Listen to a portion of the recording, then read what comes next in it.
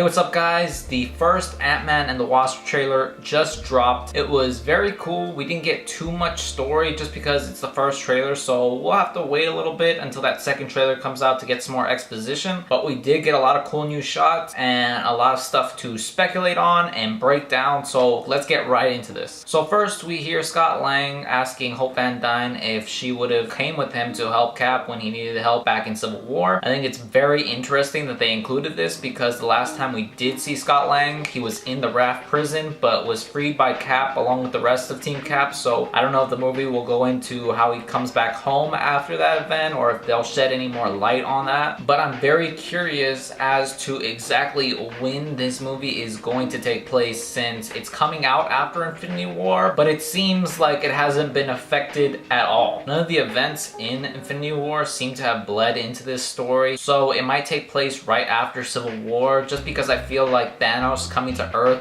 would have at least been mentioned, or we would have been able to see the impact of that in some capacity. But who knows, maybe it actually is in the movie. It's just way too early to tell, honestly. We see that Scott is on house arrest by the FBI. They'll probably be the ones that interfere with the plans the most in this movie, kind of like how the police were in the first one. I don't know if Scott Lang's identity is out there now since the whole Sokovia Accords and Civil War and him being captured, but he's still a fugitive and on the run along with the rest of Team Ant-Man and Pym-Tech, since they do kind of fund all the things that Ant-Man does, and they have that technology that, is, superhero Sokovia Accord type out of the hands of regular people. We get this awesome scene of Hank Pym shrinking the Pym building, then pulling it off from a handle that it looks like he specifically designed to drag on like a little roller backpack for, quick transport of all of his tech and all of his, facilities, and I think that is awesome. We get a quick shot of the back of the vessel they'll probably end up using to explore the quantum realm. Another shot of Evangeline Lilly's Wasp looking up in awe/shock. Maybe she's witnessing an altercation between Giant Man and possibly Goliath. Very quick shot of what looks like a woman's outline in a Pym particle chamber, which I believe they'll probably use that chamber to shrink the quantum realm vessel. We see the hand of the villain Ghost. Ghost was a villain from the comics who was like a hacker and developed this microchip tech that allowed him to phase through things, and it also gave him cyberpathic abilities as well. I'm thinking this is the first time she's receiving her powers, as we can see her hand has that like blur/delay effect. Quick shot of Bill Foster, aka Goliath. Looks like Bill Foster is witnessing Ghost getting her powers for the first time.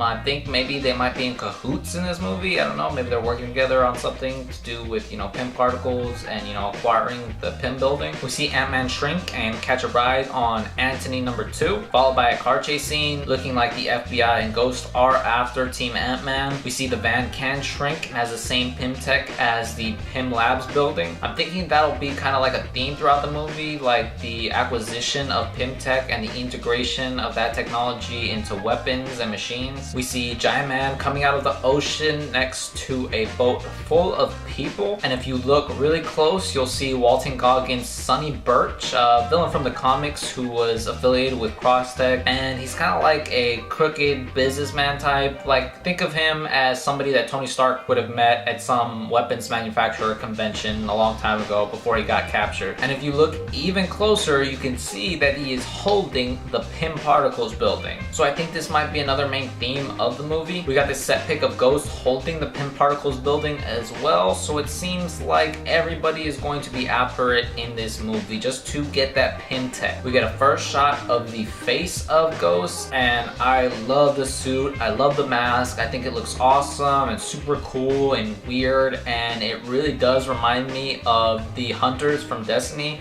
I know a lot of people have been saying that, and I completely agree, so somebody must have really been liking Destiny when they were designing this. We see Luis is back. Hopefully we get another hysterical narration again. We see he's driving the Veloster, and he's probably backing up Scott with whatever's going down right now. I feel like what's happening is that Giant Man and Goliath are in some kind of altercation right now, and that's why all the people are kind of scurrying around everywhere. We see the quantum vessel shrunken in what looks like maybe the ocean or maybe a level going subatomic, just because we see those bug-like creatures, so that's why it makes me think that it's in the ocean. ocean, and maybe they're possibly tailing Walton Goggins Sonny Burch on that boat, but you know, just undetectably. We get an action sequence of the Wasp. Finally, we get to see the wings, and it looks awesome. She's even got blasters, which are awesome as well. They look like they're gonna kick ass. They look super powerful, almost on par with like Iron Man's gauntlets and his blasts. They even made that joke about Hank Pym designing Ant-Man's suit without using that tech, even though he could have. But I mean, come on, wings and blasters, giant man, I mean, that pretty much evens, you know, the skill power level, I think. And the trailer ends with Hope tossing a Hello Kitty Pez dispenser at some motorcycle dude and then throwing a grow bomb at it, and it's just, you know, like a comedic thing. But I can't help but think that this was an intentional reference to Deadpool. Whenever I see this, whenever I see anything Hello Kitty in the MCU, I think Deadpool now. But yeah, guys, expect a lot of this type of humor in the movie. Like, a lot of the jokes will be coming from the fact that they can grow certain things and shrink certain things that, you know, just we aren't expecting. No signs of Janet Van Dyne yet, but we know that she's coming probably in the next trailer, maybe in April or late March. I'm very curious just because we don't know exactly when this movie takes place in the timeline. If it's set right after Civil War, I wonder how they'll handle that after the release of Infinity War and just where it takes place after that. But if it is set after Avengers Infinity War, I'm wondering how that'll affect the movie itself, and if confirming that gives us any type of insight to what the result of Infinity War is, because everything looks pretty normal in this trailer. But if it is supposedly going to be after Infinity War, then that'll give us a lot of insight into what exactly will be the result of everything that happens in Infinity War. But we'll just have to wait and see, guys. So that's it. Let me know what you guys thought of the video and my speculations. If I got anything wrong or if I missed anything, please let me know. And if you have your own theories and speculations, I'd love to hear them, and please leave them in the comments down below. I really can't wait to see this movie and to go more in depth with the multiverse and the quantum realm and all that stuff, and it's just gonna be super funny and hilarious, and I just can't wait. So yeah, guys, if you liked the video, leave a thumbs up, comment, and if you want, subscribe. So thank you guys for watching, and I'll see you in the next one.